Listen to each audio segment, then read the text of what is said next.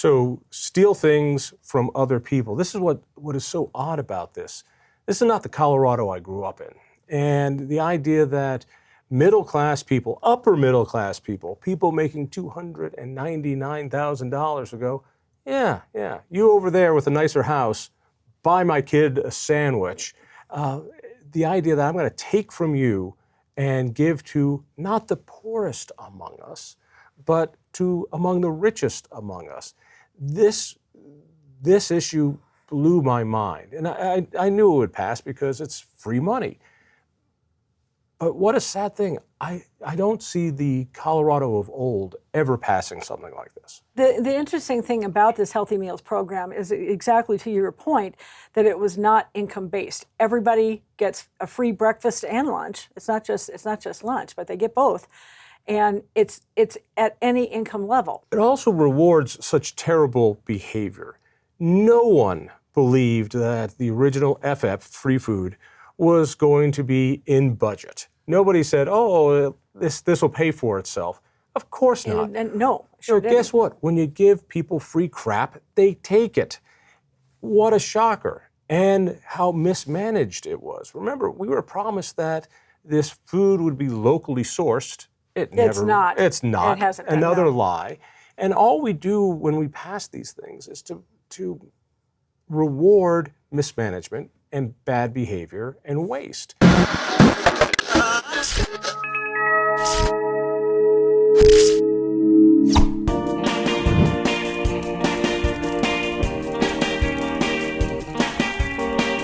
Well, it's almost the morning after another election. It wasn't a big election, but it wasn't important. We'll ask in just a moment. But first, subscribe and like our channel. Click that little bell icon for notifications. Find the Devil's Advocate podcast on your favorite listening app. The one, the only, the lovely and talented Marianne Goodland from the Gazette.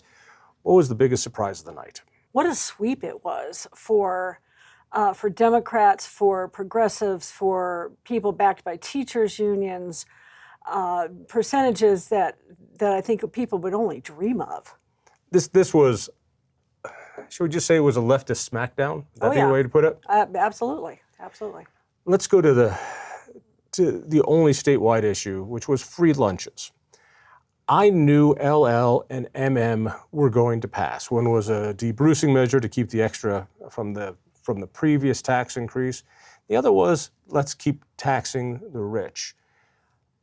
I would have sworn that MM would have won, but with a closer margin. This actually passed by a larger margin than the original tax increase FF. There's a lot to dive into. I know this isn't the biggest issue in the budget, but it really shows that people are happy taking things from richer people and giving it to their kids. Well, I think that's true. I mean, this was certainly billed as the people with the incomes at $300,000 and above, which is who is going to be paying for this, could certainly afford to chip in another $500 a year, which is what MM I think is going to wind up doing. Both of these ballot measures came out of the legislature, where you've had progressive Democrats looking for ways to put higher taxes and fees on upper income for a long time, and then you have Chris Kennedy, who was the lawmaker who pushed some of these changes at the legislature. The big family tax credit was something that he had worked on. Now he's over at the Bell Policy Center, where he has at least started the first work on a ballot measure that will do about the same thing that MM did and FF and LL, which is to put higher taxes on higher incomes. So steal things from other people. This is what is so odd about this. This is not the Colorado I grew up in. And the idea that middle-class people, upper middle-class people, people making $299,000 ago, yeah, you over there with a nicer house, buy my kid a sandwich. The idea that I'm going to take from you and give to not the poorest among us, but to among the richest among us. This issue blew my mind. And I knew it would pass because it's free money. But what a sad thing. I don't see the Colorado of old ever passing something like this. The interesting thing about this Healthy Meals program is exactly to your point that it was not income based. Everybody gets a free breakfast and lunch. It's not just lunch, but they get both, and it's at any income level.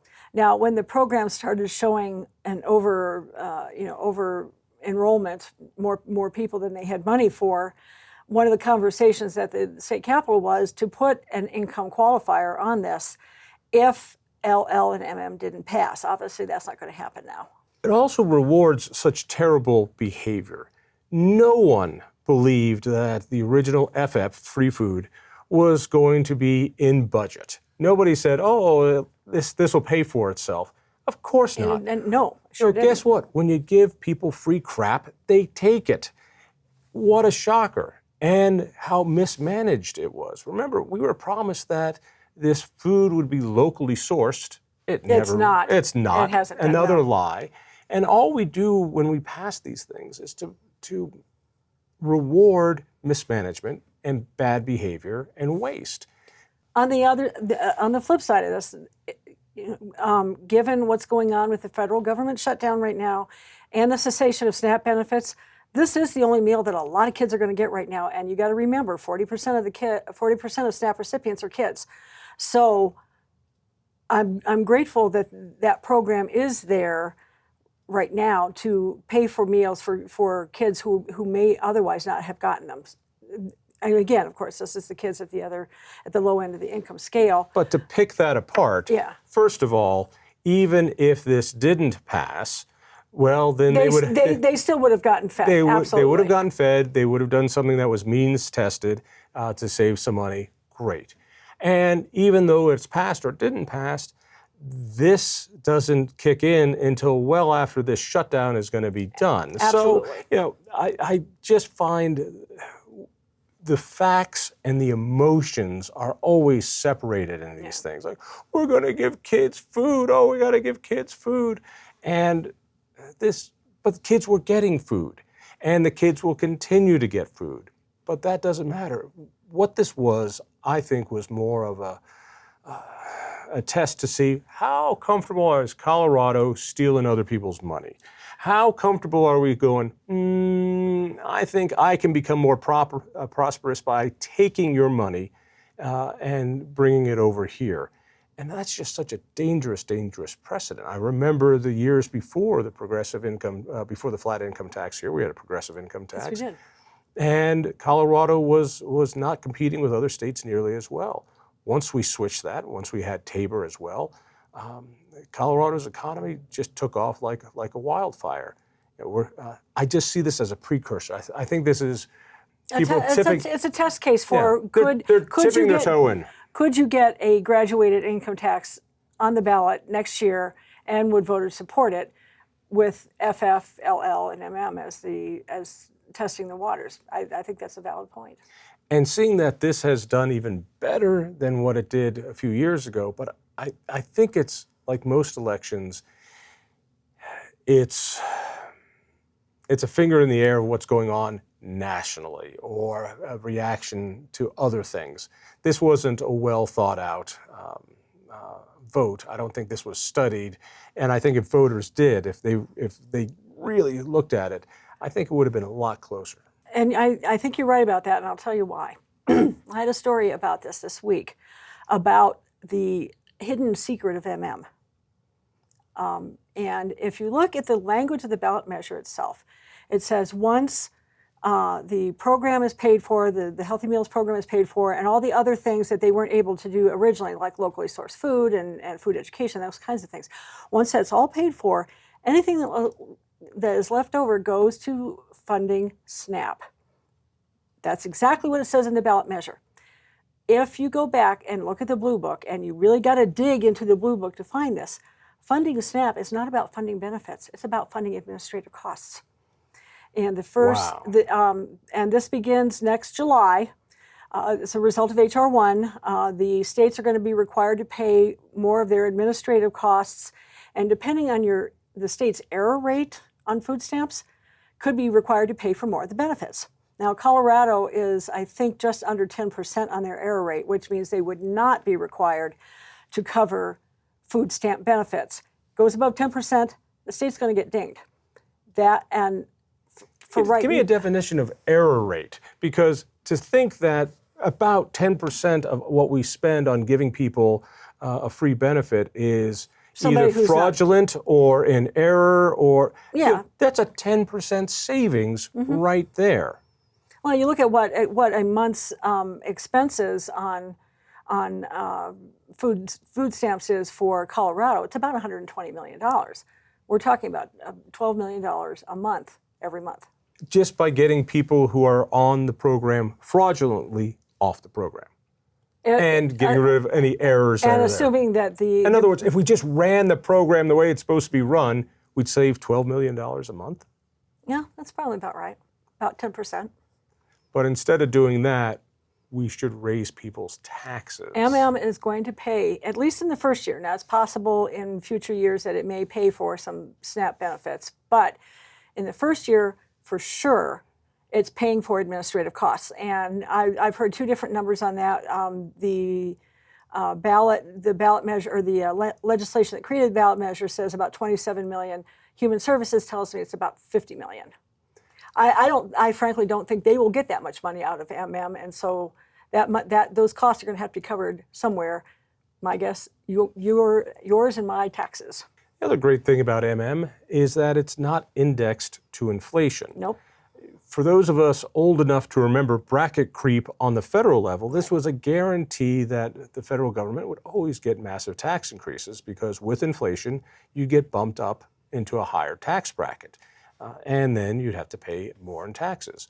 Well, just because it's people making $300,000 a year and we're punishing those people, well, guess what? Someday you will be those people just out of inflation alone. Right. The guy that's making $275 right now, a couple of years from now, they're over 300. Guess what? They're going to start paying for We took a look at it at Independence Institute, and within 10 years, if you're making like 175, you could be paying this tax. Yeah. Which also means in 20 years, we're all paying this tax. I would be real surprised if my income is that high in 20 years, but okay. You don't know what inflation can do. Remember, we've had inflation rates of 9%, and it doesn't take that much to bump up, to bump up everyone's. Wages don't grow that fast. They just don't, and you know that. Right. Which is the evil of government inflation. People think that inflation is somehow a natural state of affairs. No, it's all government driven by printing dollars out of thin air. Yeah. And it's another way to tax people. Talk to me about the turnout statewide on this. Not on all the elections, but how do we do? Not bad. The last numbers I saw were about 1.6 million for an off-year election. That's actually pretty good. That's about 30% of the electorate, maybe a little higher than that. Can you break that out between independents and Democrats and Republicans? I haven't looked at those numbers yet, and we're still in the ballot counting. We're still in ballot counting phase until 22 days after the election, when the results are certified. So. I've got a feeling, and I could be wrong, but that a lot of Republican-leaning voters just stayed home. Without Trump on the ballot, or without the governor / senator / congressman on the ballot, I think a lot of those low-propensity voters just stayed home. Mm-hmm. And I think that gives a huge advantage to the left. No, and even Trump admitted that. He said, I wasn't on the ballot, and we're in the middle of a government shutdown. That, in all likelihood, did suppress a voter turnout, at least among Republicans. Marianne Goodland is with the Denver Gazette and the Springs Gazette, and Colorado politics. Washington politics are the same. Sure. Let's switch gears and let's talk about some of these local races. The one that I was really keeping an eye on was 310 in Denver. Mm-hmm. I don't smoke, I don't take nicotine, but this one for me was a bit of a bellwether to see what Coloradans, what Denverites think.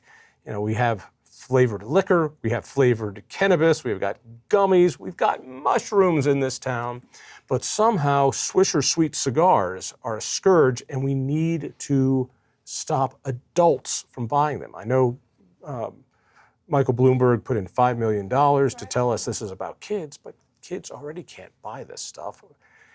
It's about making sure that adults can't buy this stuff. This one blew my mind. I thought it would be close, but it was a blowout. The nannyists of Denver said, no Swisher Sweets for adults. Well, Why? and keep in mind, this is a continuation of a previous ban, so this is not something new. But to voters, the ban hadn't gone into effect yet. Yeah. So for voters, it was the first time they got It's the first time voters have been asked to weigh in on this.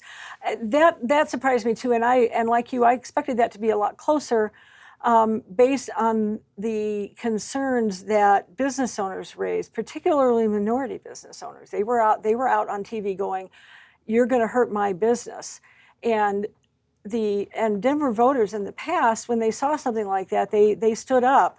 And Democrats, because Denver is a very Democratic city, Democrats would stand up for those business owners. They certainly did it with the slaughterhouse measure last year. They said no, partially because this was the only business that was going to be impacted was a minority-owned, employee-owned business.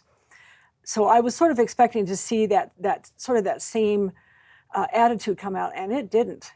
A much different one, and partially I think because people don't like smoking, or a lot of people don't like smoking, and are looking to crack down in any way possible. Pot is also smoked, but could you True. imagine the exact same thing, but take out tobacco and put in cannabis?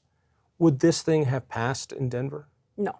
No. Could take out tobacco. There's a lot of tax revenue involved. You also have a lot of people who are using it for medical purposes, and that adds a different dimension to the conversation. In the same way, you can't say that about smoking, about tobacco smoking. Yes, you can. This was about flavored nicotine, and tobacco products. A lot of people are using nicotine products to wean off smoking.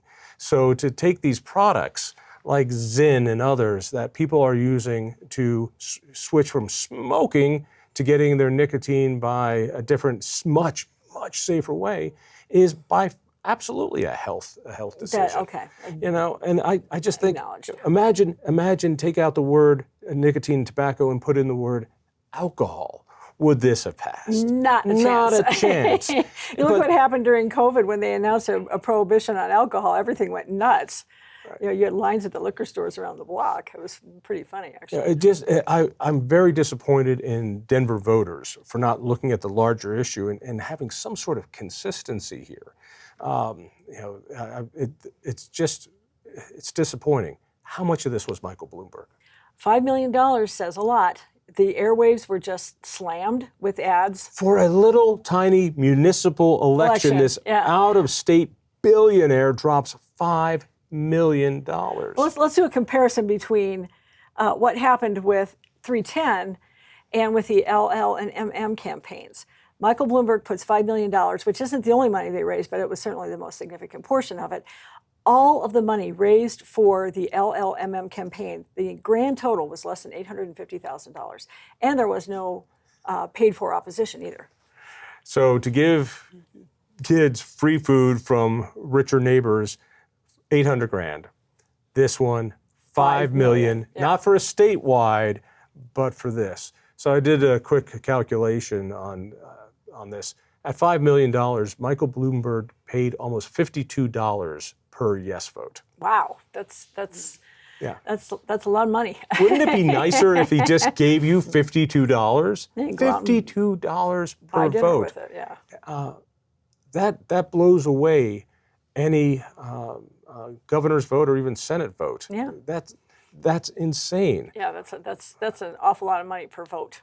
You mentioned that if we close down the weed shops and the liquor shops, what a terrible thing that would be for revenue. Yeah. But this is something like $80 million.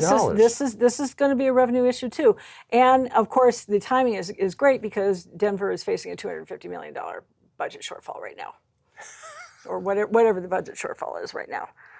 They're doing something that's going to make it worse. Let's go to Denver's bonds.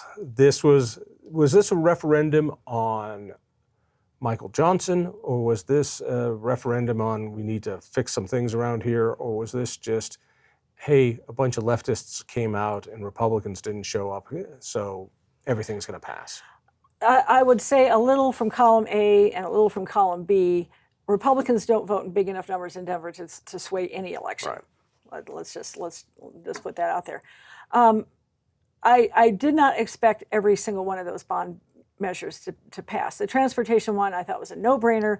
The roads around here are terrible, and the state doesn't really put any real money into fixing roads around here. So it's up to But they do put money into bike lanes and choo-choo trains. So that's this. And electric cars. And, yeah, I get all that, but it has become the municipality's responsibility to take care of the roads, and to some degree, it's always. But if you look at the bond package, it's roads-ish. There's ish. It was still the same old silliness of let's put up a bunch of ballards and put up more bike lanes and make traffic worse by design. Yeah, there's some let's fix a bridge, but a lot of this money isn't going for roads.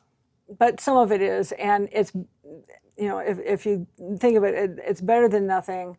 The roads around Denver, the bridges around Denver are in terrible shape. That 8th Avenue Bridge, I was watching a news report on it the other day. It really fascinated me. It is not in critical condition. It is actually way down on the list of bridges that are in trouble. But the Broncos need it, so the Broncos are going to get their bridge.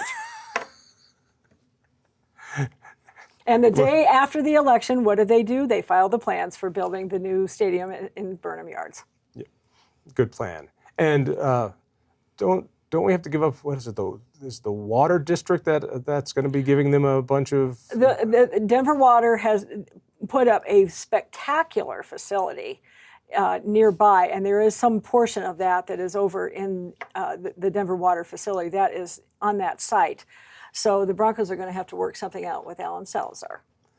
Yeah, I have a feeling taxpayers are going to be paying for that stadium one way or another. One way or the other, yeah. All right, what about the other bonds? So these passed handily. You said the transportation one, all right, I get that. What about all the other ones? It fascinated me because when I started looking at this back in early summer, the economy was already starting to show some issues, and I thought, when we get to November, wherever the economy is, I anticipated some of those measures not passing because people were going to be really concerned about their wallets. Surprise, they don't seem to be that concerned. It's also a debt package. You get to kick it down the road. Yeah, and they're not technically not raising taxes to pay for this. It's a continuation of the current bonds.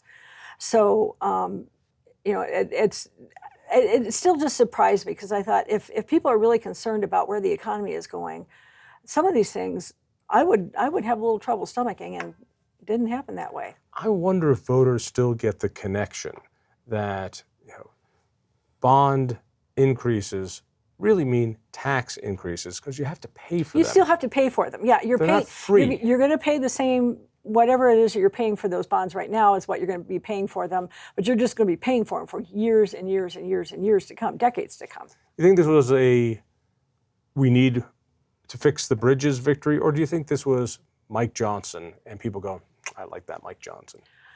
I don't know that he is quite that popular, to be honest. You see the criticism that City Council has for him on a regular basis, and some of that dissension that has been going on here. He has gotten caught saying things that just weren't flat out not true. What? You're telling me a politician would say something that isn't true? I know, amazing. But Kyle Clark has caught him a couple of times now saying, and this was regard to the flock camera situation. But I think the bloom is off the rose on that one a little bit. But he still had the pull and the money to get this thing passed. Well, there's a separate circle of hell for bond dealers. I mean, they run the town, and yeah, they do. And we don't look at it, but that is one of the greatest forms of cronyism we have. And they don't care if they're building bike lanes, bridges, zoos, whatever it is. As long as they're bonding something, they're making money. Yep. Let's switch over the border and talk about Aurora. What a shocker. That was a shock. A city council that has been Republican dominated for a very, very long time. Kind of as long as I can remember. I can't remember when it wasn't. And all of a sudden, you now have a 6-4. I think it's 6-4 now with left-leaning Democrats, whatever you want to call them. Is including that four, is that including Mayor Kaufman as a vote? Mm-hmm. All right. Yeah.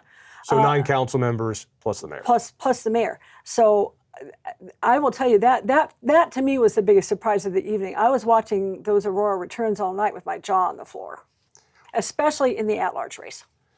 The at-large race was which one? That's the one where Councilwoman Danielle Jurinsky came in third, and they were picking 2, and she conceded the race on Wednesday.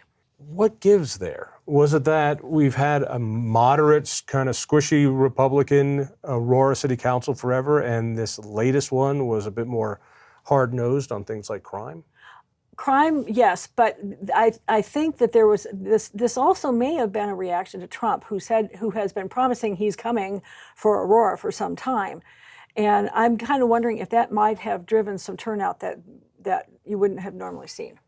Although with city council races, it's different. There is no R or D behind the names. Right. They're technically nonpartisan, right. But they're not, and you know that. Right. Everybody knows that. But voters might not. It's kind of like on any city council, you're like, I don't know these people. And if they had an R or D behind their name, it would give me some information. So it takes a lot. Was a lot of money spent in this? I don't know. I haven't looked at those numbers.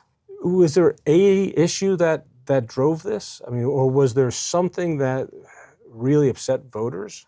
Or was it just that the left turns out and the right doesn't, even in Aurora? All of the above. I think people are worried about crime in Aurora. I think they're worried about immigration. I mean, this is the most diverse city in the entire state by a long ways. And I kind of wonder if that might have been the issue that nobody was talking about but was in the back of everyone's minds. When you say immigration, what do you mean? Are you talking about they're worried about ICE raids, or yeah, that they want these gangs out of here? Because you can play that both sides. You got I know you've got Jurinsky going, come on, Trump, help us get the gangs, the Venezuelan gangs out of here. Allegedly, you got others saying you can't come in here and with your masked ICE folks. The problem is that ICE isn't only going after gangs; they're going after people who have no criminal history. They're going after U.S. citizens, people who have been here legally for years. So, and I think that's got to be in the back of people's minds in Aurora, if more than almost anywhere else in the state, because they have such a large immigrant population. Every single one of those people could be at risk given how ICE is behaving right now in other cities, Chicago, Portland, for example. In Chicago, probably more than any of them. Switch it over for time. School board races also. People wolf is the right term. Woodland Park? A bastion of conservatism. Yeah, has been a very, very conservative. They had, if you remember, Ken Witt, who was the chair of the Jeffco school board until he was recalled in 2015, goes down to be the superintendent in Woodland Park. Now he resigned earlier this year, but he was a perfect fit for that school board, a very conservative person, and a very conservative school board. It's now teacher union backed majority. Same thing in Dougco. Dougco, which does not have a teachers union contract. That's correct. For the teachers. They haven't had one in a very long time. But Dougco actually didn't surprise me for one big reason.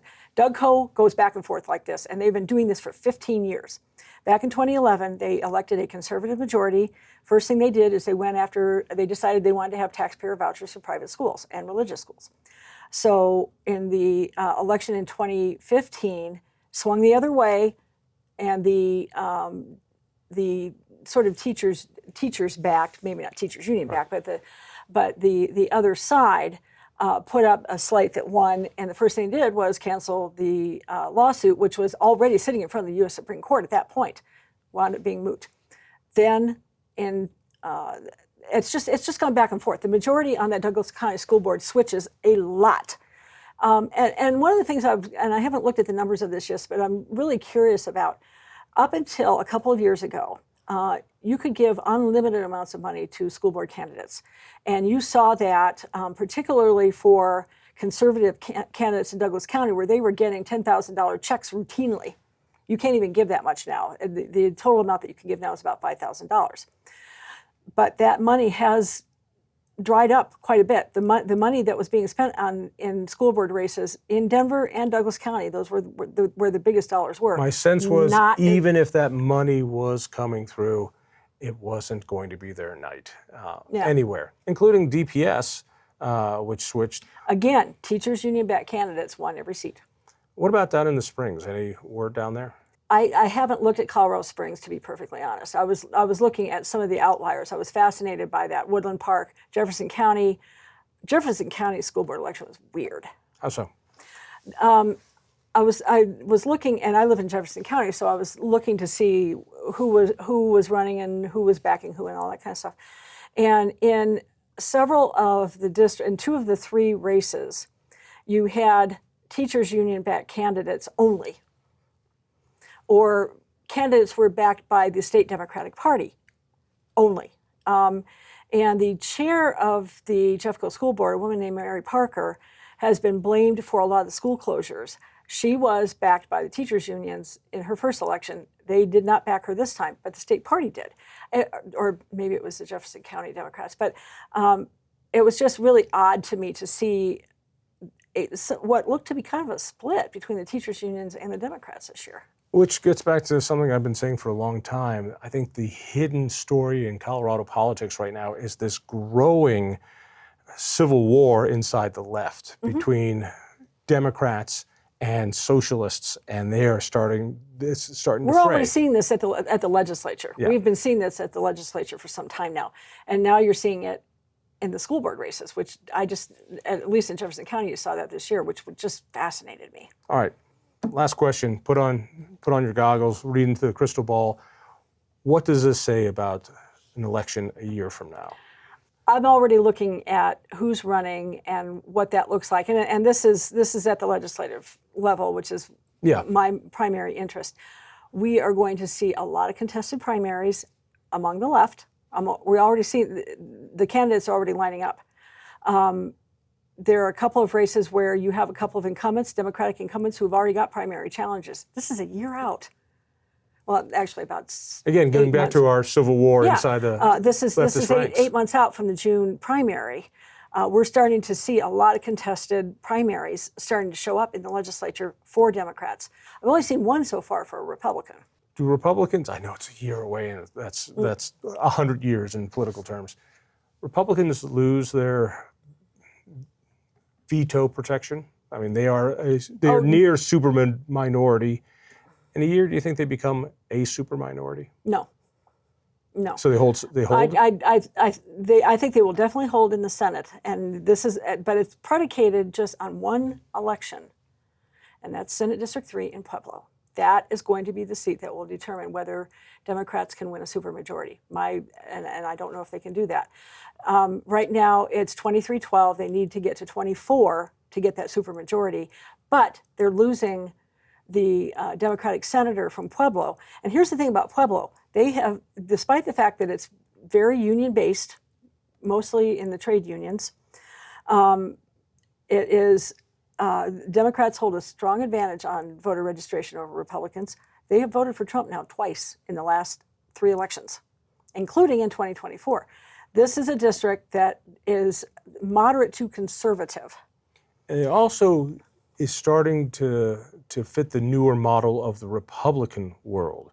The Republican world is becoming much more the blue-collar working man's party compared to a more elitist progressive Democratic Party. So you're seeing more and more union folks embracing the Republican Party. And Hispanics, although I'm not sure that that's going to hold. There's some chatter going on that the support for Republicans from Hispanics is starting to wane a little bit, largely because of the immigration issues, the government shutdown, all these different things. Although down in Pueblo, it's such a different thing. The Hispanic population down in Pueblo are multi-generational Coloradans. Yes, they are. Yes, these are not the people, and their views on immigration might be much more in line with a lot of traditional Republicans. Hispanic views are not monolithic, Right. and people need to lose that notion if that's what they're thinking. But back to the Senate District 3 race, I think a good Democratic candidate or a good Republican candidate could win down there. Now they've got. So we're going to lose because there's no such thing. I don't know the Republican candidate down there. I know there are 4 Democrats who are already running for that seat. So you're going to have a very hotly contested primary, and we'll see what happens as we get closer to November to see what the Republicans come up with. But I think that's going to be the seed that may determine whether or not Democrats are able to get to 24. My assumption is that they won't. In the House, I think there will be, I don't see a whole lot of change happening in the House. One of the things that I've been watching is what's going on in Colorado Springs. Rebecca Kelty won a seat that had been held by Stephanie Vigil, a Democrat, in the previous term. Kelty is a Republican. She's not running for re-election. And in fact, no Republican has filed to run for that seat. In Colorado Springs? Really? Who wants the job? Apparently nobody. I don't see you running for it. Don't even go there. Marianne, thank you so much. Reader in the Denver and Colorado Springs Gazette and Colorado Politics. Think freedom. If you enjoyed that conversation, by all means, click one of these other great programs. We have the best conversations with the most fascinating Coloradans. And subscribe to our channel. Just click down below and hit that little bell button too. You don't want to miss a single show.